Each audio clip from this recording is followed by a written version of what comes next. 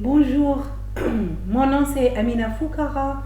Je suis un membre de l'équipe qui est concernée par le montage du projet FMA.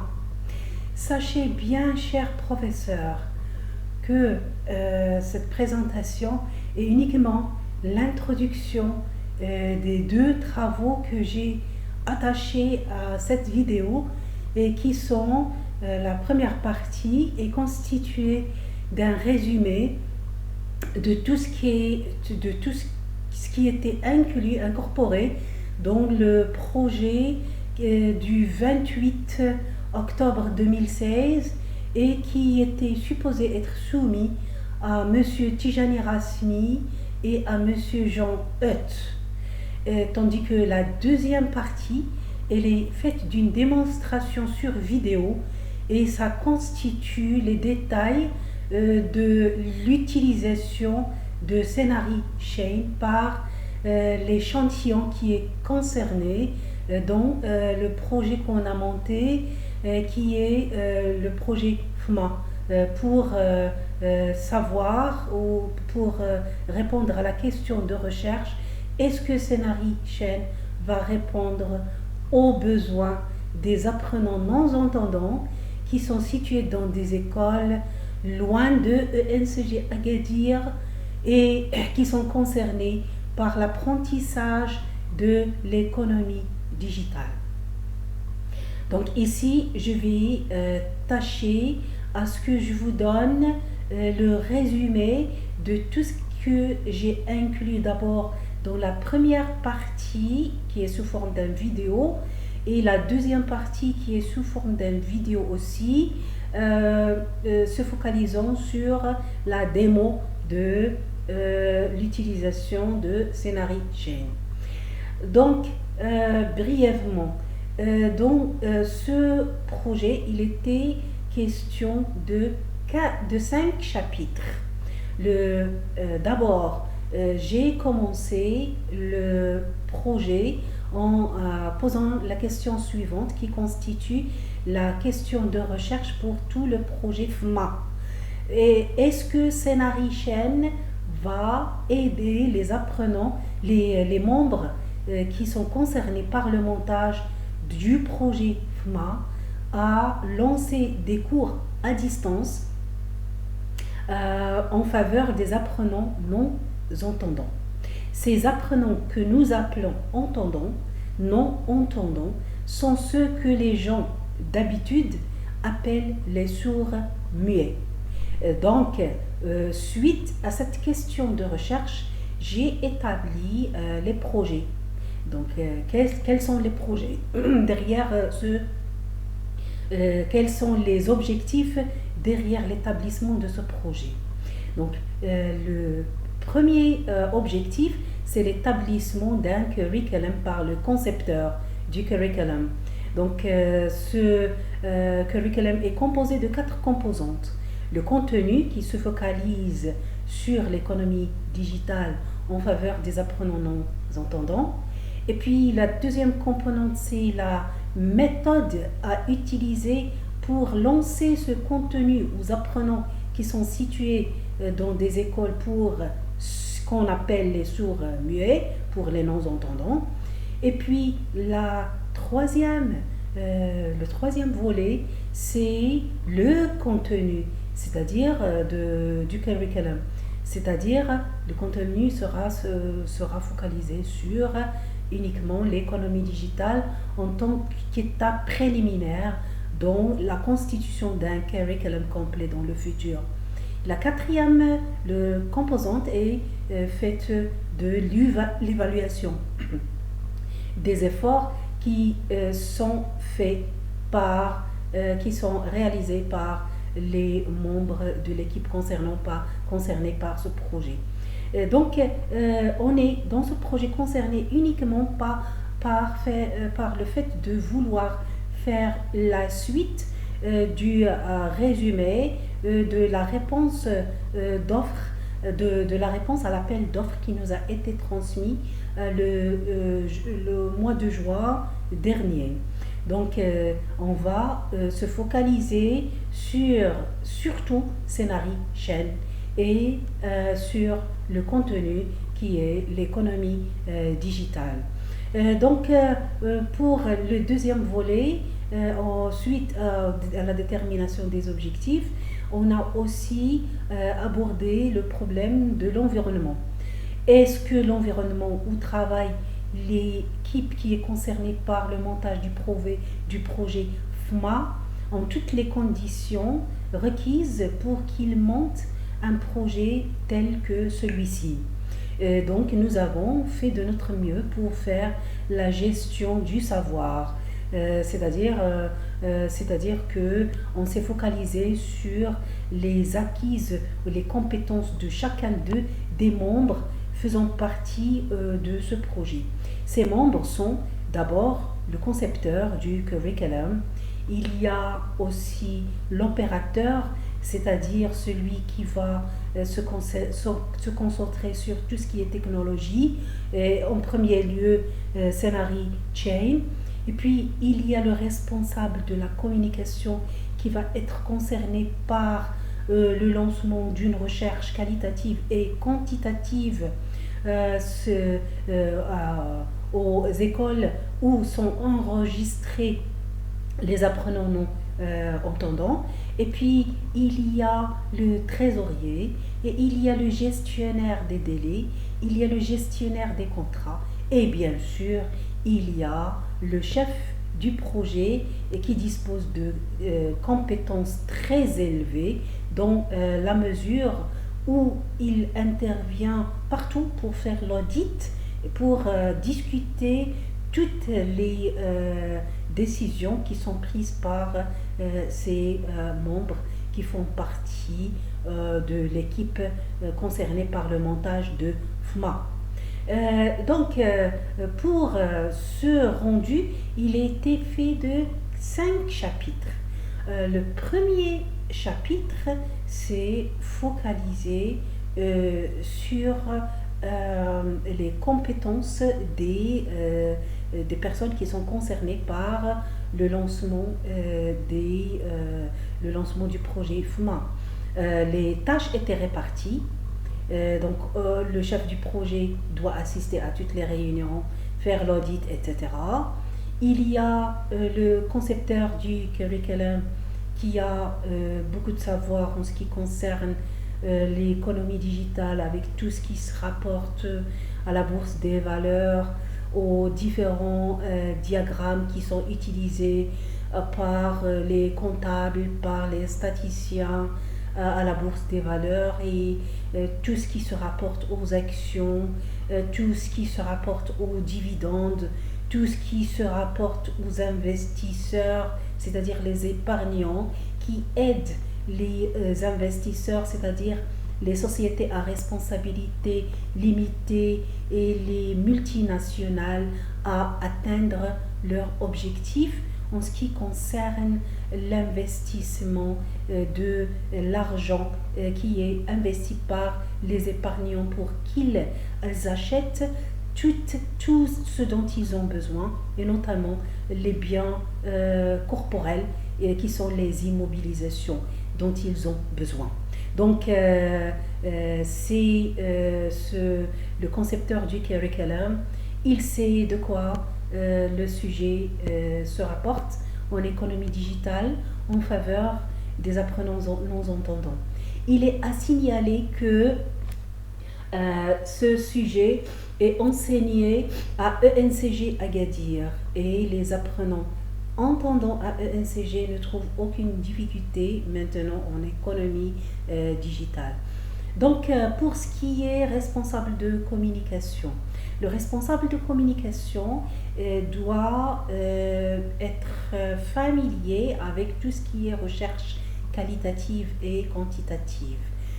Pour ce qui est recherche quantitative, il doit préparer non seulement les questions, mais aussi tous les questionnaires qui doivent être lancés à distance. Bien sûr, puisqu'il est question d'apprenants non-entendants, le volet psychologique est très intéressant. Alors, le langage que le responsable de la communication doit utiliser pendant les interviews et pendant le lancement des questionnaires doit être pris en considération, car nous ne voulons pas que l'impact soit négatif sur les apprenants non-entendants.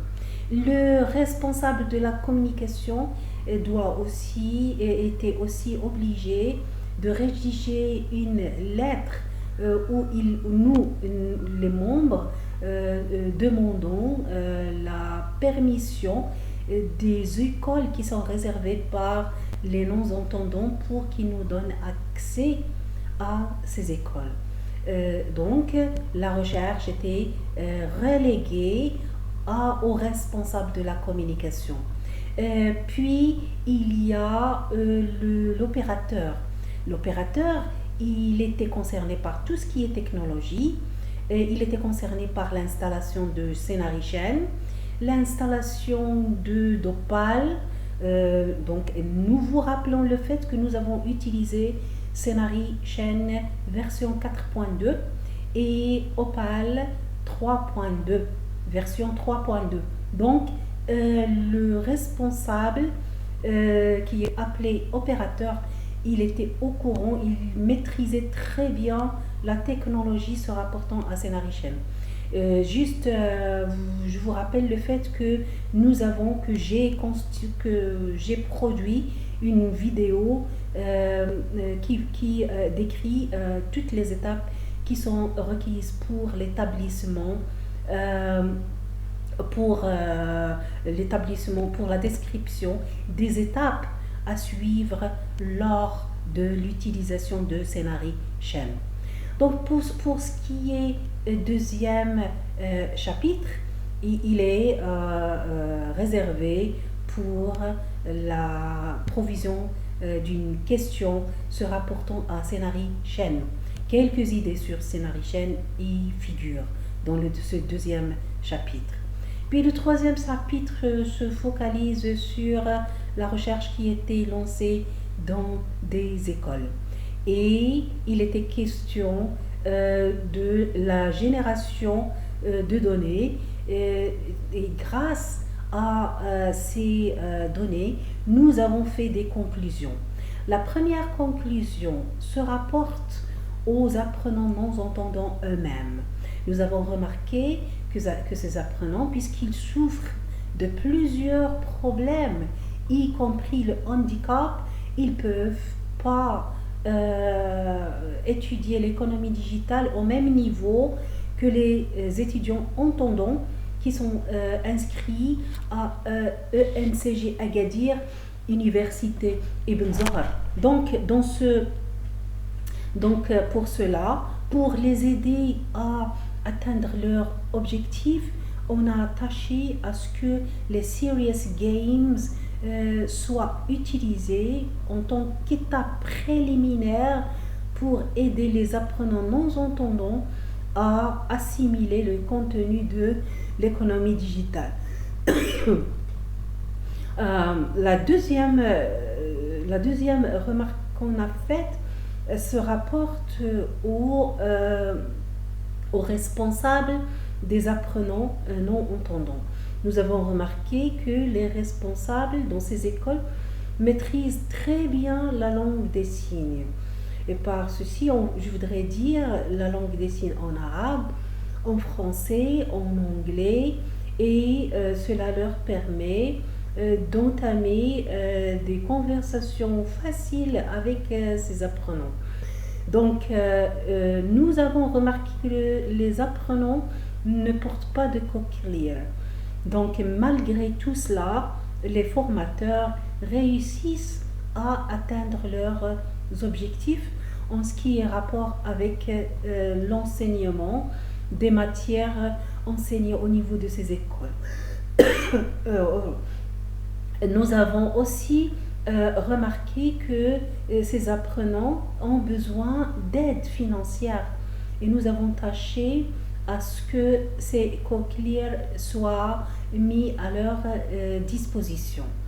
Donc, pour le quatrième chapitre, nous avons établi la liste des liens qui constituent une solution pour ces formateurs pour qu'ils soient formés d'abord en économie digitale qu'ils doivent transmettre aux apprenants qui sont placés sous leur responsabilité, puisque nous ne pouvons pas le faire.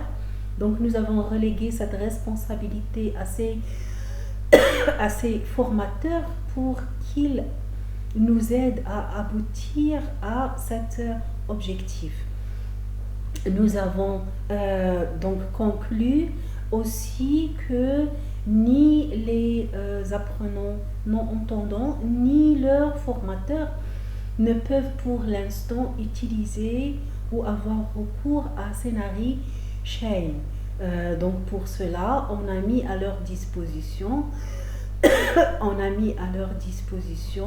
des plateformes qui sont plus simplifiées. En tant que première étape, les aidant d'abord à se familiariser avec le sens d'une plateforme et comment elle est utilisée. Donc cela constitue une première étape qui pourrait nous aider à atteindre les objectifs qui sont tracés. Donc vous allez trouver dans les vidéos, la vidéo où j'ai fait le compte rendu de cet article, la liste des liens qu'on a mis à la disposition de ces formateurs afin qu'ils nous aident à être positifs pour les apprenants non-entendants. Et finalement, nous avons réussi à lancer notre premier cours sur Google Drive, mais ça s'est limité uniquement à une seule école. Et nous espérons vous envoyer le reste de ce qui va se passer en termes du lancement de Scénarii Chain dans les semaines à venir. Donc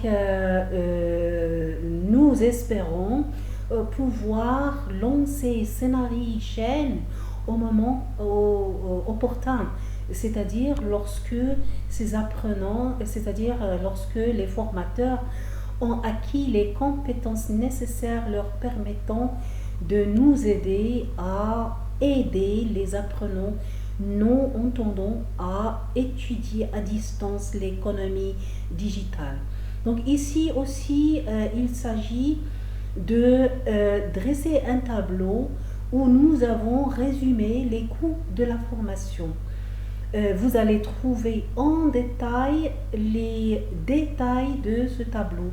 Mais en général, je vais vous dire ce que ça coûte. 6 060 €.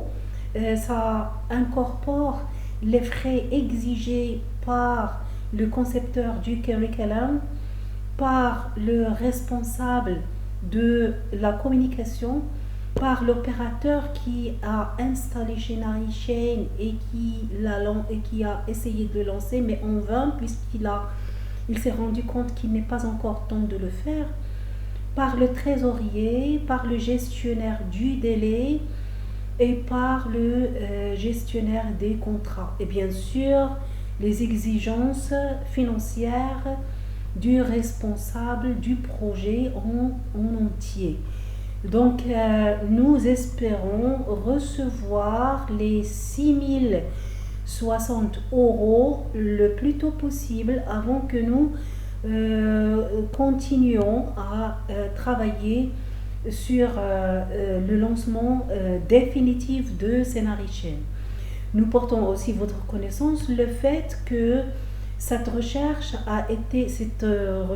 c'est-à-dire ce projet FMA, a été établi selon les critères scientifiques exigés par nos professeurs à l'Université de Lille. Donc on s'est servi de APA. Et c'était pour être clair, une occasion pour moi d'apprendre qu'il y a une différence entre les systèmes qui sont utilisés pour citer et référencer. Dans le passé, j'utilisais le Harvard System et je l'ai utilisé pendant des années. Mais cette année, comme j'ai appris à pas, je n'ai pas eu de problème maintenant à l'utiliser. Et je vous remercie beaucoup pour cette opportunité que vous m'avez donnée pour maîtriser le système qui est utilisé par les enseignants français à l'université de Lille 1. Je vous rappelle aussi que toutes les étapes qu'on a franchies, la phase de conceptualisation et la phase de déploiement, dont un rapport vous a été envoyé le mois dernier, était réalisé d'une façon très scientifique. Donc cette phase aujourd'hui concerne la phase de réalisation et tous les enseignements qui se sont ancrés sur un système scientifique ont été utilisés et nous espérons en tant qu'équipe concernée par le montage de ce projet FMA d'être à la hauteur de vos attentes. Donc c'est Amina Foukara, je suis inscrite en MA, en IPM, c'est-à-dire recherche en formation des adultes. Donc je représente le groupe et j'espère aussi avoir été à l'attente du groupe auquel je fais partie. Je vous rappelle que ce que je viens de faire aujourd'hui, maintenant, n'est que le résumé de 2 autres vidéos que vous trouverez attachées ici. Une démonstration pour Scénarichaine et un résumé du rendu du 28 octobre 2016 sur Movie Maker.